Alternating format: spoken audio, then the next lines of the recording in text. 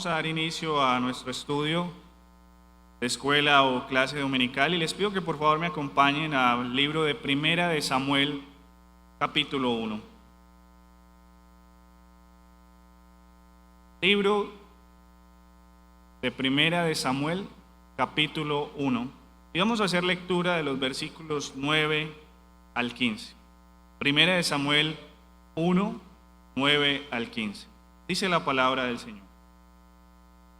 Y se levantó Ana después que hubo comido y bebido en Silo, y mientras el sacerdote Elí estaba sentado en una silla junto a un pilar del templo de Jehová, ella con amargura de alma oró a Jehová y lloró abundantemente.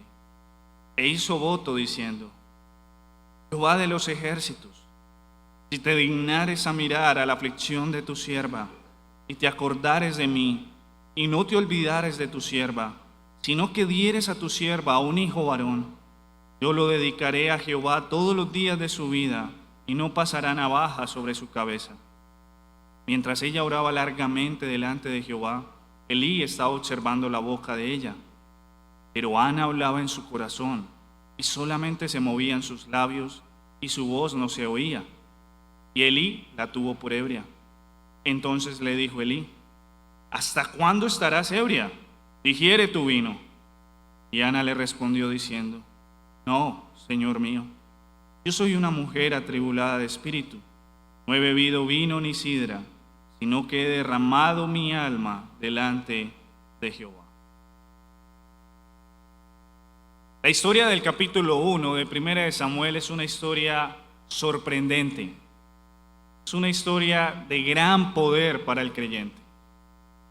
He aquí tenemos a Ana, quien era la esposa de un hombre llamado Elcana. Elcana tenía dos esposas, además de Ana, había otra llamada Penina. La gran diferencia entre ambas era que Penina le había dado hijos e hijas a Elcana. Sin embargo, Ana era estéril.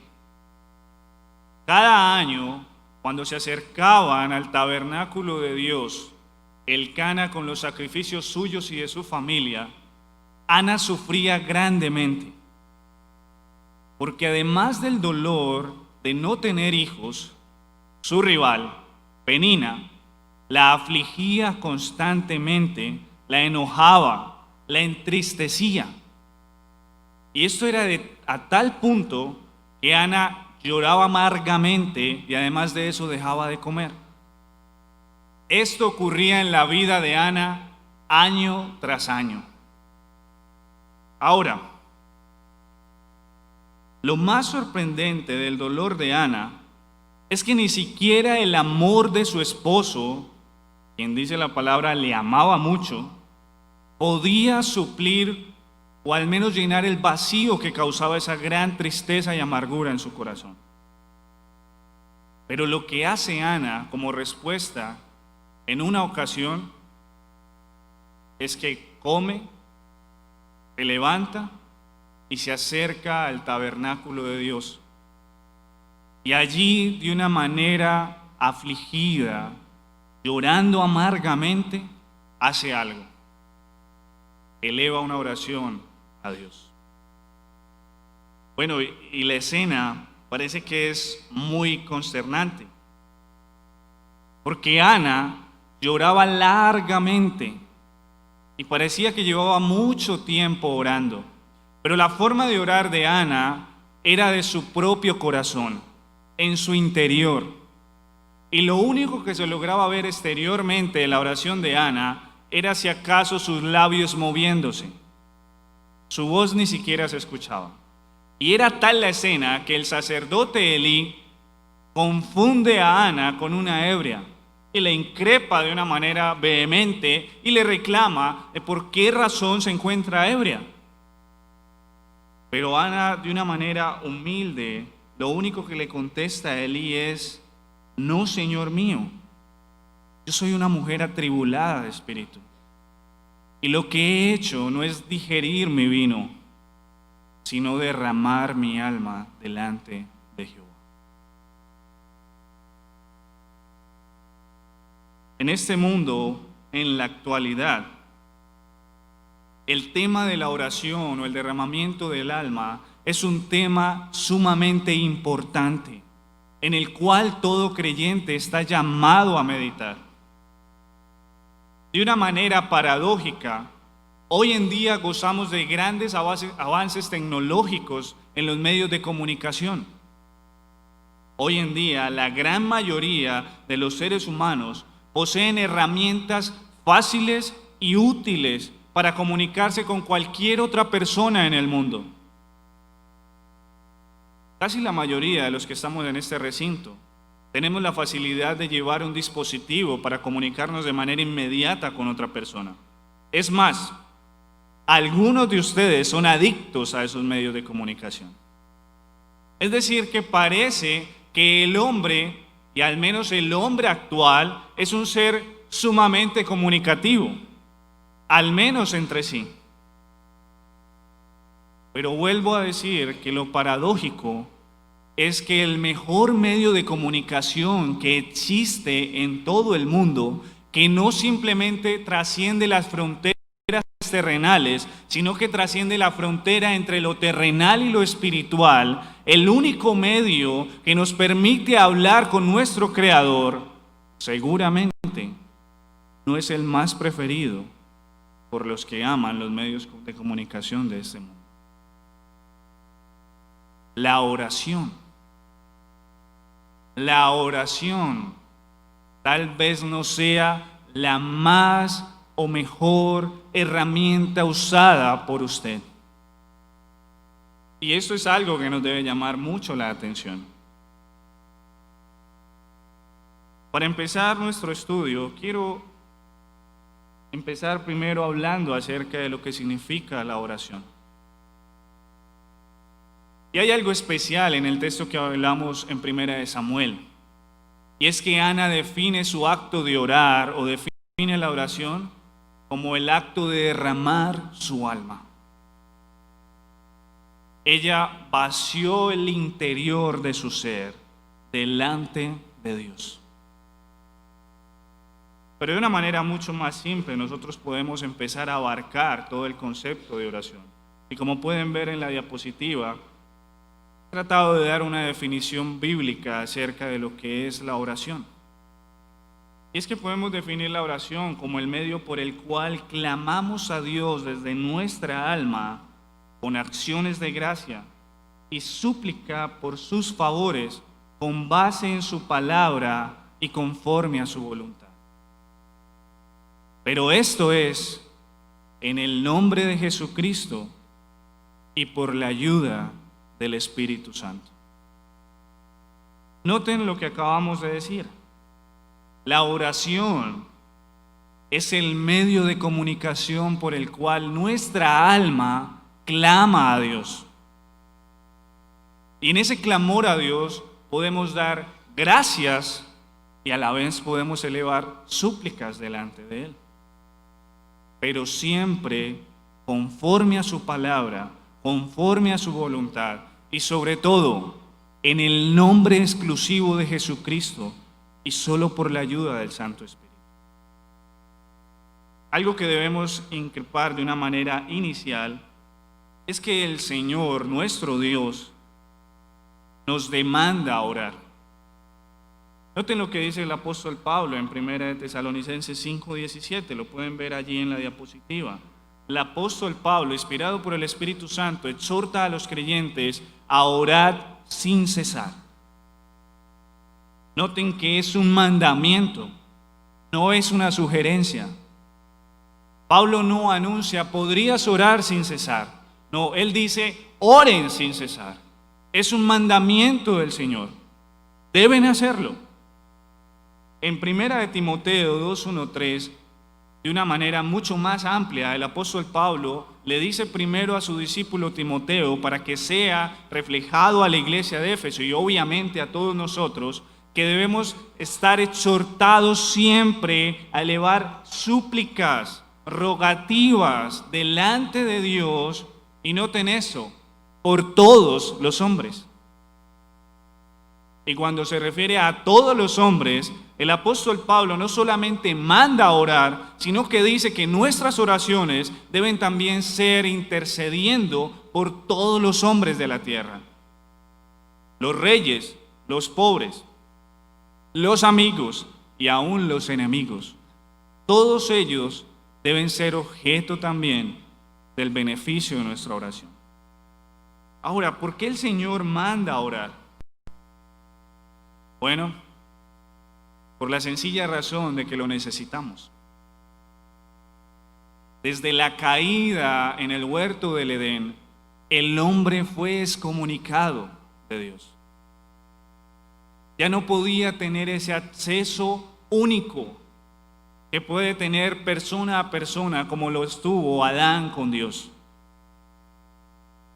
Y por eso la oración se convierte en una herramienta necesaria, vital para la vida del creyente, porque es un reflejo de la restauración progresiva que desea tener para volver al reino de los cielos. Es volver al Edén.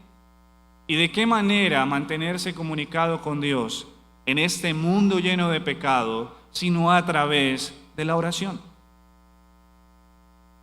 Solo Dios sabe lo que nosotros necesitamos.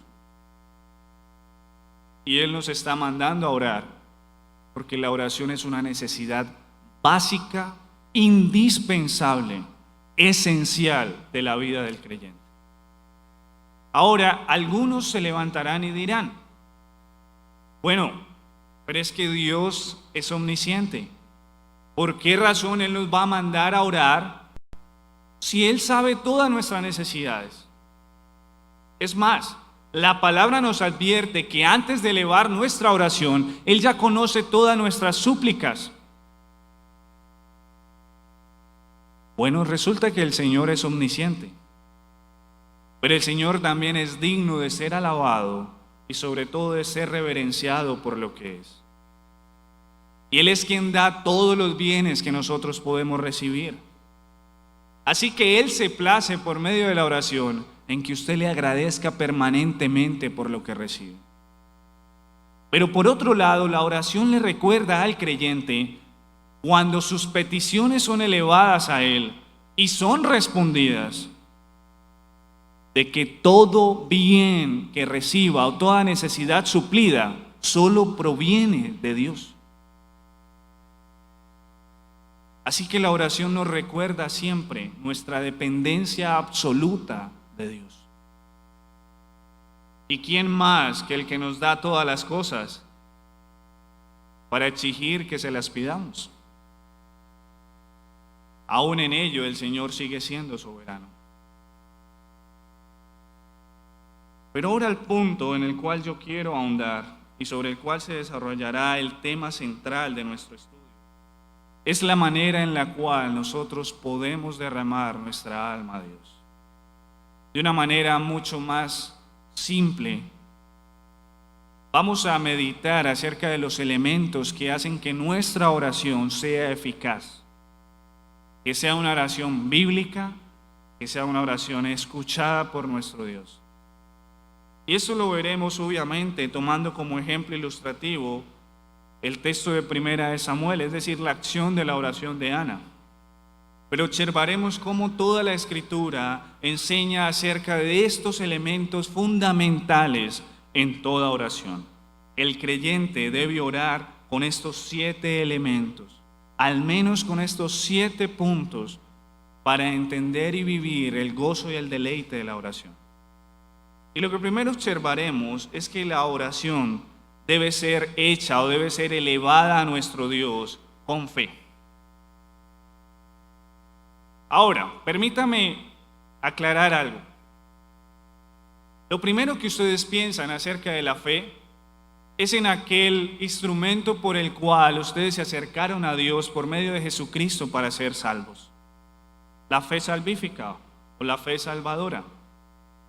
Pero en esto no vamos a profundizar mucho, porque estamos hablando precisamente de la oración del creyente.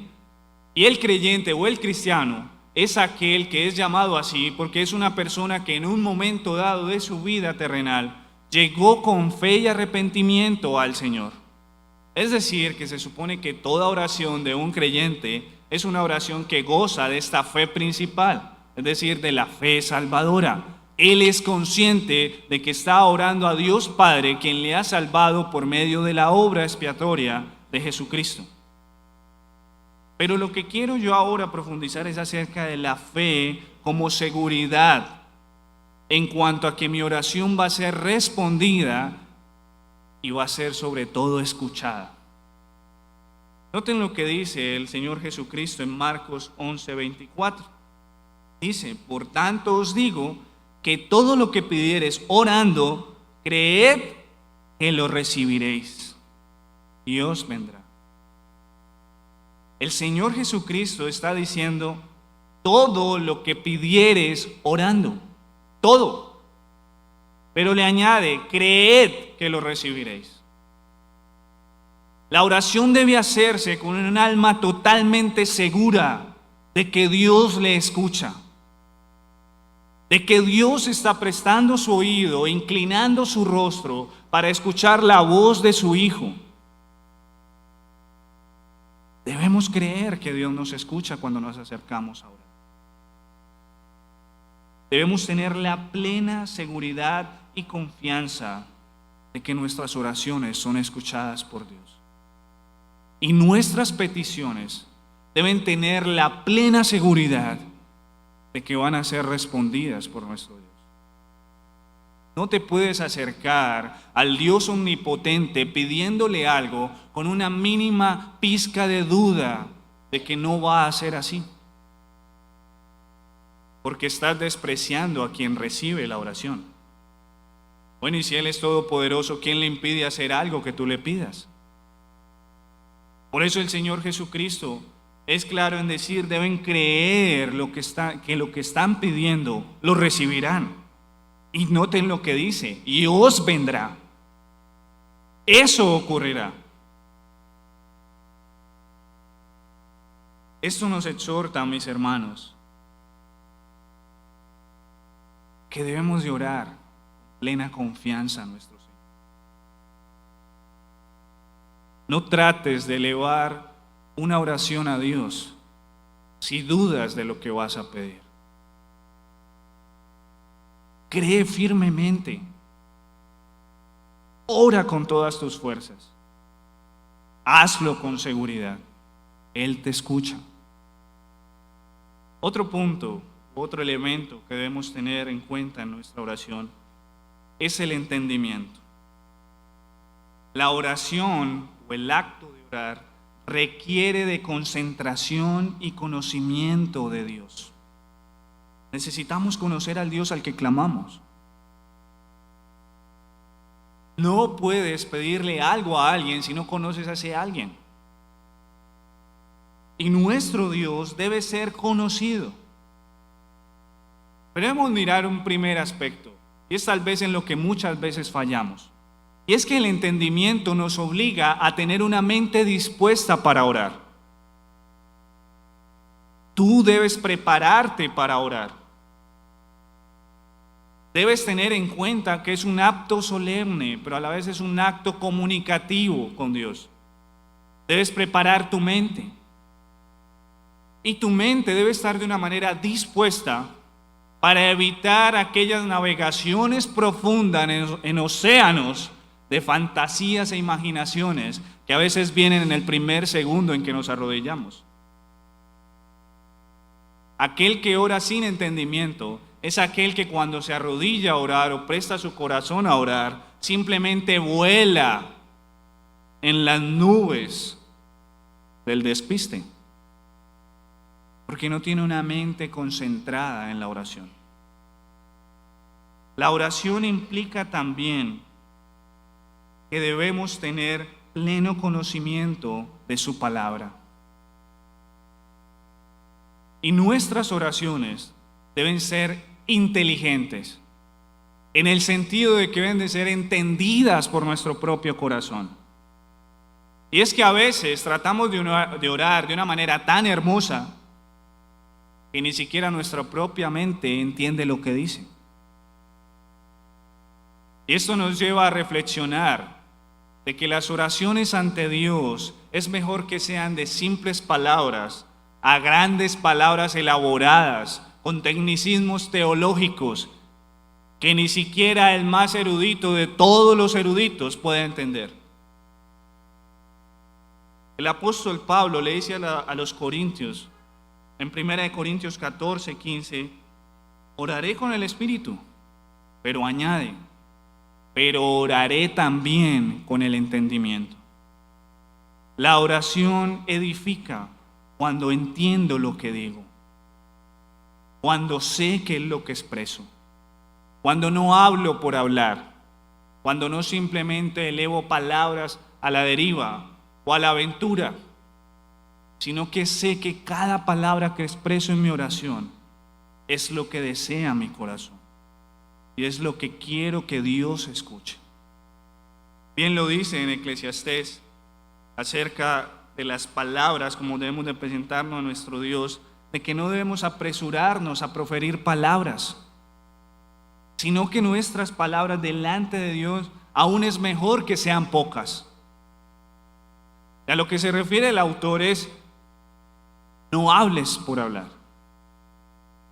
La oración no es una retahíla de dichos repetitivos, porque el mismo Señor Jesucristo nos advierte en Mateo 6, 7, de que la palabrería no es escuchada por Dios por simplemente ser multitud de palabras. Otro elemento en el cual debemos de meditar en la oración es la humildad. En Génesis 18, 27 muestra la actitud humilde en la cual Abraham habló con Dios. Y él reconoce delante de Dios de que él simplemente es polvo y ceniza. El corazón del creyente debe acercarse a Dios de una manera humilde. Es decir, que la oración se convierte en un acto de reverencia, de decoro, reconociendo la grandeza de quien me escucha, pero sobre todo admitiendo la bajeza de quien habla. No puedes acercarte a Dios de una manera irreverente. No puedes acercarte a Dios como si fueras tú más sabio que Él.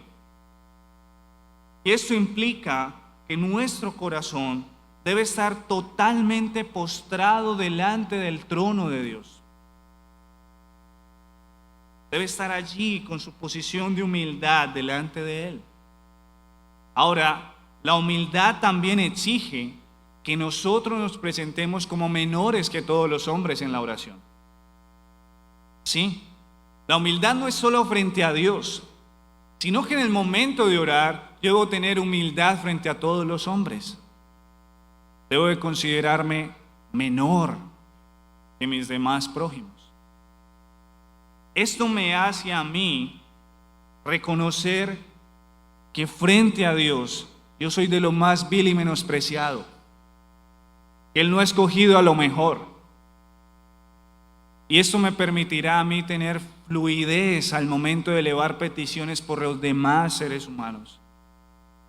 Porque prefiero para ellos mejores dones que para mí mismo.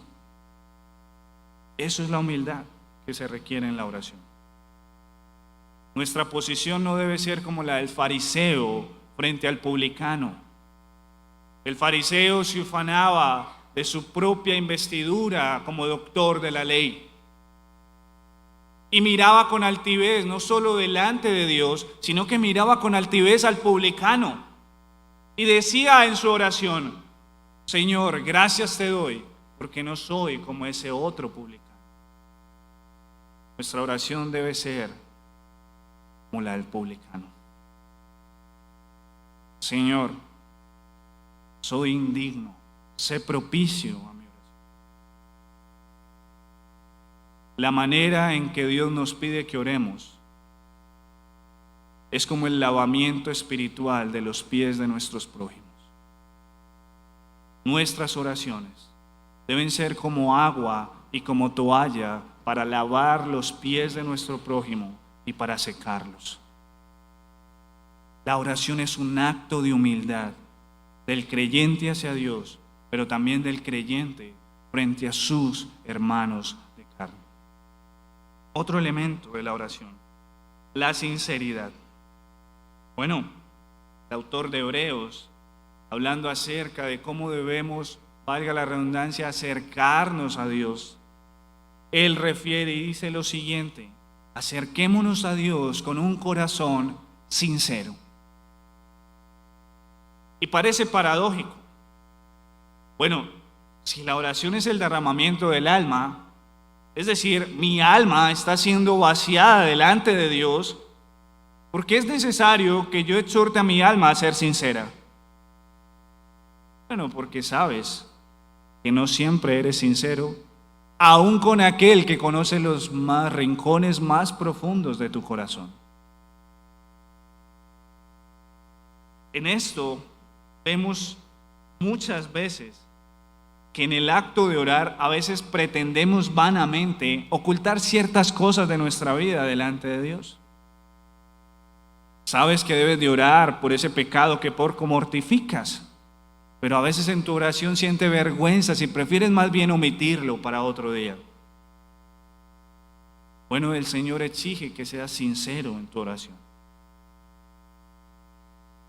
Además, sería algo tonto y algo ineficaz tratar de engañar a aquel que lo conoce todo. No obstante, sería un acto muy bienvenido de parte de nuestro Dios que su Hijo se acerque con toda verdad en sus palabras, que Él sea sincero con lo que dice. Ahora, la sinceridad también lleva a que el acto de oración no puede convertirse en un acto de opulencia o vanagloria. Es decir, la oración no es para demostrar qué tan piadoso soy yo. No es para demostrar que soy mejor cristiano que muchos, porque paso horas y horas orando. Esta actitud fue reprochada por nuestro Señor Jesucristo hacia los fariseos. Los fariseos pasaban con sus grandes desfiles por todas partes, mostrando que ellos eran grandes oradores. Ellos meditaban profundamente en la oración, ninguno como los fariseos, y se aseguraban de que todos supieran de que ellos oraban mucho. La hipocresía no es un elemento que hace parte de la oración del justo. La hipocresía es veneno de la oración. Toda oración que se eleva con un sentido hipócrita de mostrar una falsa piedad es rechazada por nuestro Señor. Nuestra oración debe ser sincera. Por eso es mejor elevar oraciones en aquel lugar secreto. Qué buena pregunta. ¿Ustedes tienen un lugar secreto? Porque de seguro tenemos pecados secretos. A veces tan secretos que ni siquiera nuestra propia mente los recuerda. Pero todo cristiano debe tener un lugar secreto. Un lugar secreto que aún los mismos ángeles anhelen. Porque es el lugar donde tu alma se derrama delante de Dios.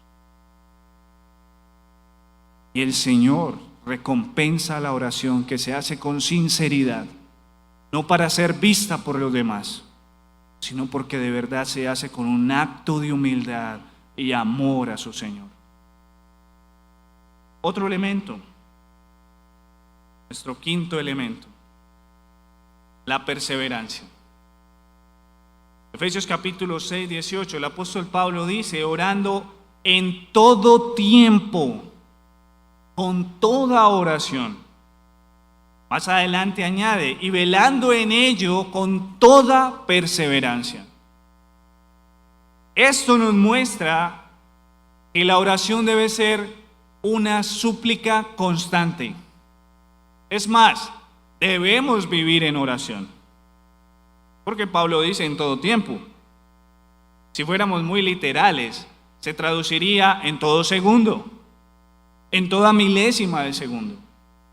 En todo el tiempo debemos estar orando. Parece que eso es lo que señala el apóstol Pablo.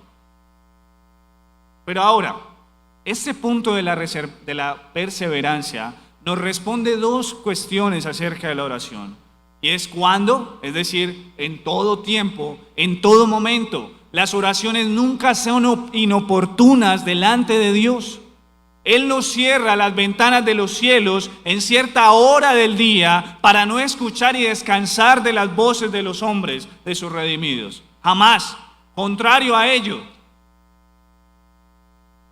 hace que las voces de sus redimidos en oración suban el volumen permanentemente para escucharlas. En todo tiempo Dios anhela escuchar la oración de sus escogidos. En todo tiempo.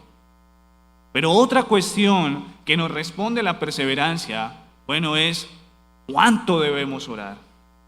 ¿Cuánto debemos pedir por algo? Lo suficiente hasta que sea respondido. Pero hermano, ¿y si no es respondido en esta vida? Lo suficiente hasta que sea respondido. Si no es en esta vida, tranquilo. En la gloria serán respondidas no solo esa, sino todas tus súplicas. Siempre debemos orar incesantemente. Nuestro corazón debe ser como el de esa viuda que acudía al juez injusto, que no le temía ni a Dios, ni le temía a las leyes humanas, pero que sufría siempre que veía a aquella pequeña viuda que se acercaba a él. Sufría. Otra vez viene esta mujer a importunar. Y fue tan insistente la perseverancia de esta mujer que aun siendo injusto el juez, le concedió lo que pedía. Ahora cuánto más nuestro Señor, como nos exhorta nuestro amado Salvador, no nos suplirá lo que tanto le pedimos. Creo muchas veces que cuando un creyente se siente deprimido porque cree que está viviendo el silencio de Dios, es que el Señor le está llamando a ser perseverante y paciente. Está forjando su carácter. Y la perseverancia y la paciencia son dos virtudes que son esculpidas por medio de la oración. Tú tocas la puerta. Si no es abierta, sigue tocando con más insistencia. Sigue tocando, hermano.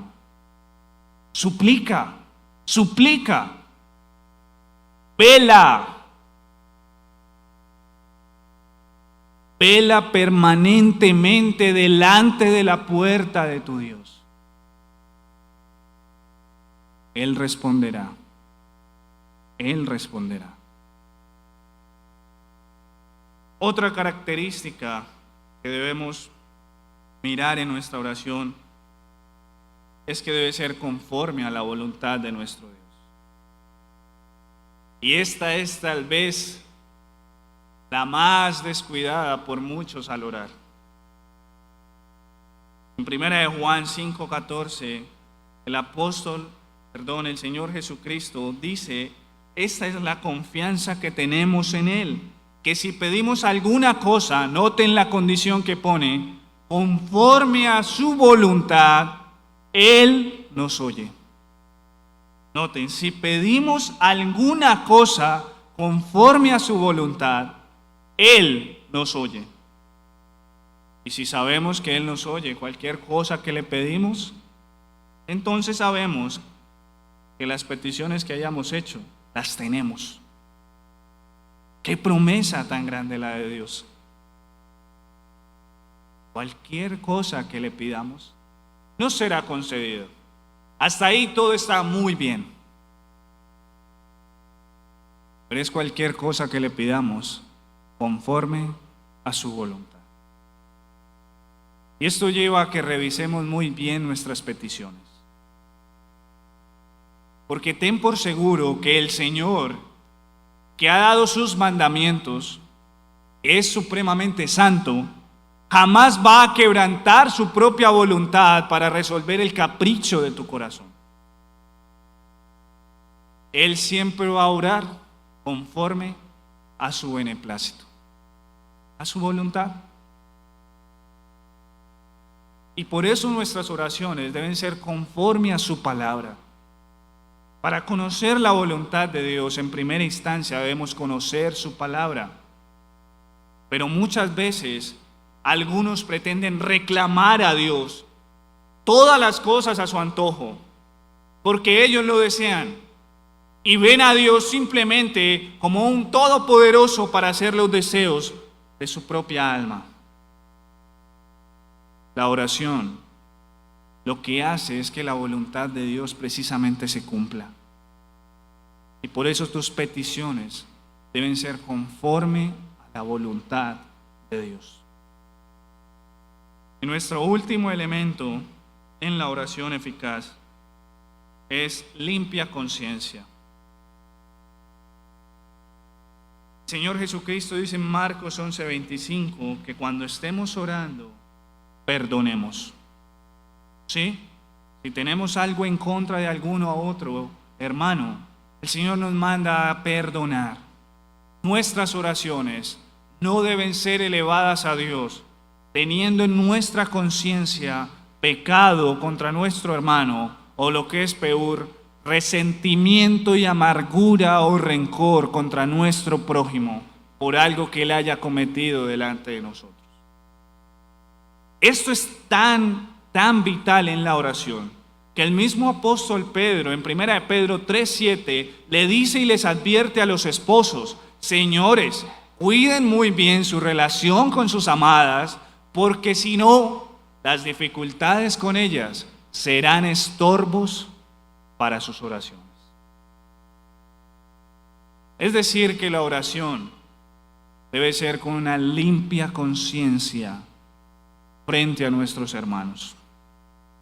Bueno, y es lógico, si tú en la oración también derramas tu alma y lo que haces es clamar muchas veces por perdón, por arrepentimiento, no tiene ninguna elocuencia que pidas perdón cuando tú eres como aquel deudor que, debiendo más, no le perdona la deuda menor, muy insignificante, a su prójimo. Las oraciones deben ser elevadas con limpia conciencia. Como podemos ver, hemos visto de una manera rápida algunos elementos de la oración. El derramamiento del alma, como la oración de Ana, deben ser hechos con fe, con entendimiento, con humildad, con sinceridad, con perseverancia, conforme a su voluntad y con limpia conciencia.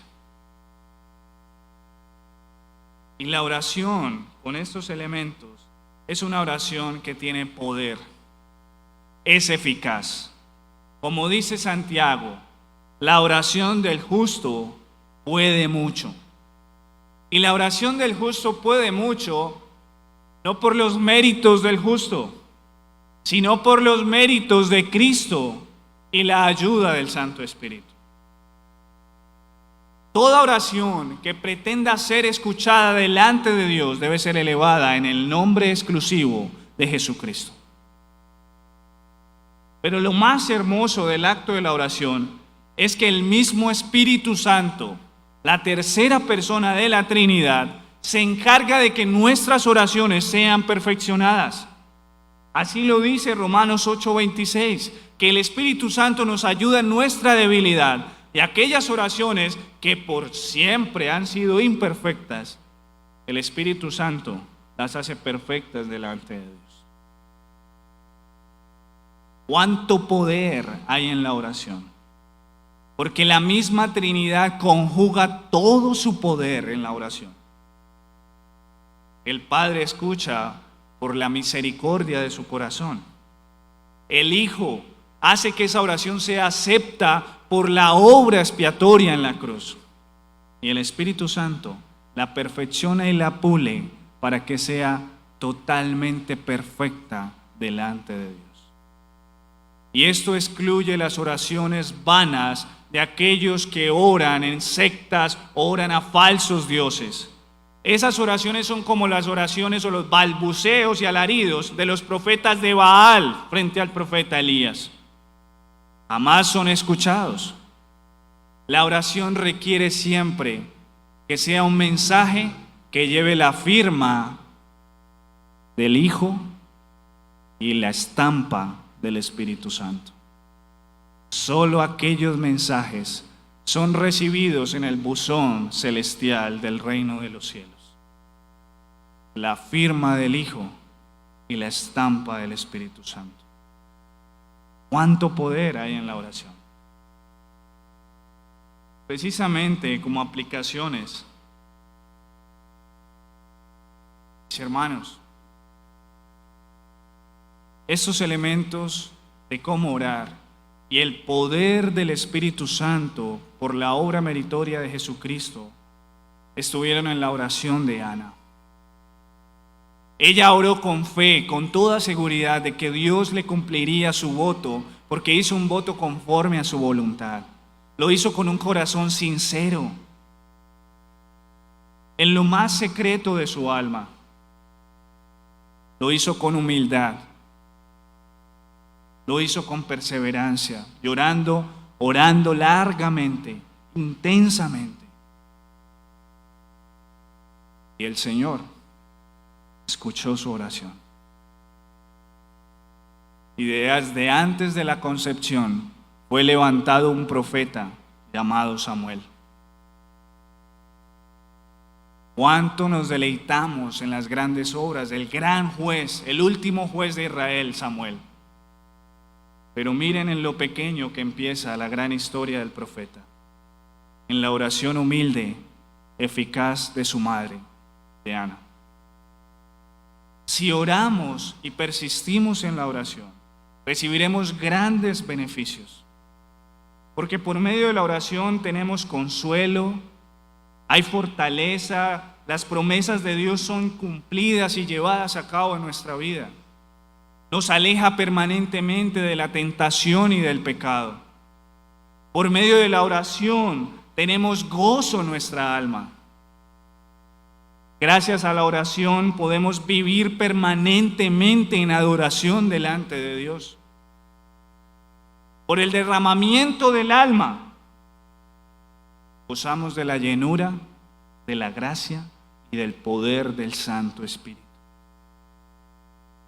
El cristiano se acerca a la gloria a través de la oración. El cristiano se acerca a la gloria a través de la oración. Déjenme darles un consejo ahora que están de moda hoy en día las dietas fitness.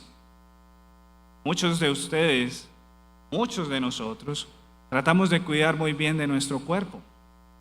Bueno, cuide de su alma y le sugiero la dieta de Daniel.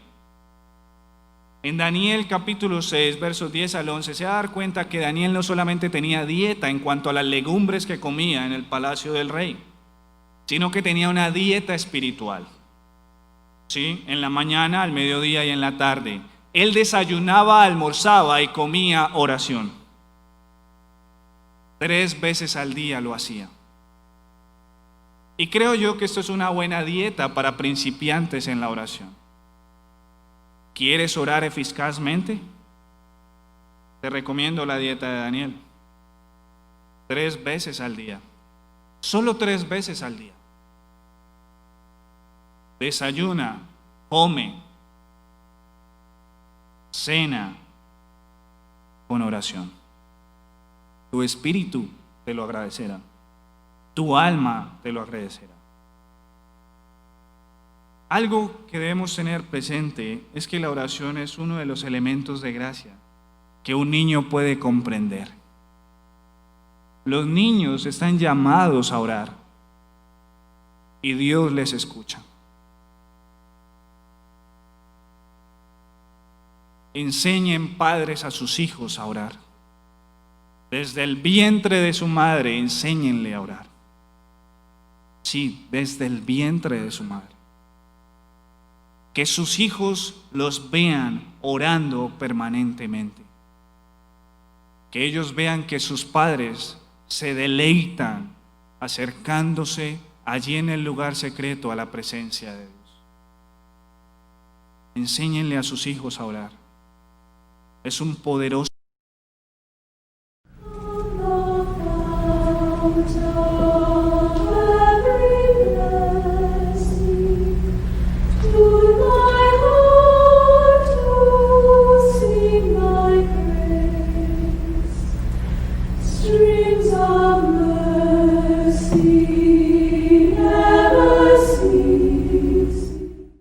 No pueden dedicar un tiempo permanente a la iglesia. Las oraciones son ese motor que pueden hacer progresar grandemente la iglesia de Cristo. Oren sin cesar por su iglesia. Oren sin cesar por sus pastores. Oren sin cesar por sus hermanos. Oren sin cesar porque el evangelio sea conocido por todo el mundo. Oren, oren, siempre oren. Un gran servicio secreto en el reino de los cielos.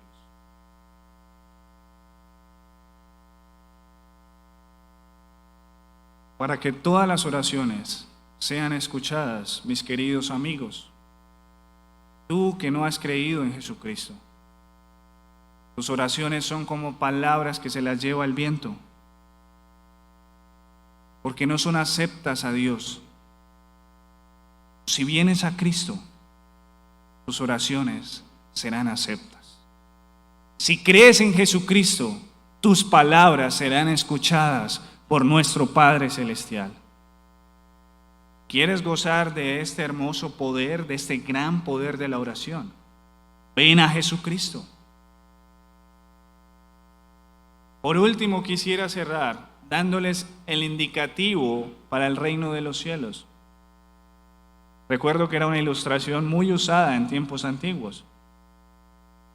Algunos dicen que es el teléfono de Dios. Y el número lo tenemos. Jeremías 33:3. El teléfono de Dios. Si piensas que en el cielo hay un teléfono que suena, tengo el número secreto que lo hará sonar. Jeremías 33:3. Clama a mí y yo te responderé. Y te enseñaré grandes cosas ocultas que tú no conoces. Clama a mí y yo te responderé. Eso es lo que nuestro Señor nos manda. Clamemos a Él y Él nos responderá.